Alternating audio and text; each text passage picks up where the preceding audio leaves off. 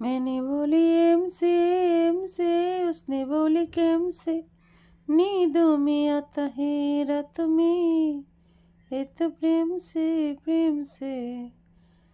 Actually নিদ আসুক আর নাই বা আসুক কাজ তো কিন্তু ছেড়ে দেওয়া যাবে না, তাই কাজের মধ্যে অটল আছি। আমি আজীবন এরকম অ্যাক্টিভ থাকতে চাই, মৃত্যুর পূর্ব মুহূর্ত পর্যন্ত কাজ করতে চাই। কাজ ছাড়া পৃথিবীতে কিছুই বুঝি না।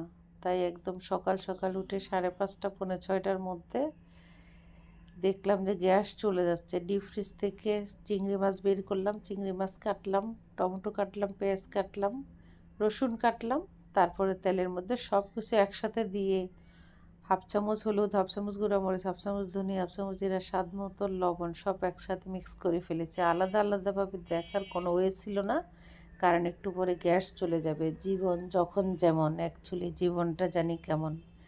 তারপরে নেড়ে চেড়ে কাঁচামরিচ ফালি দিয়ে দিলাম সুন্দর একটা ফ্লেভারের জন্য।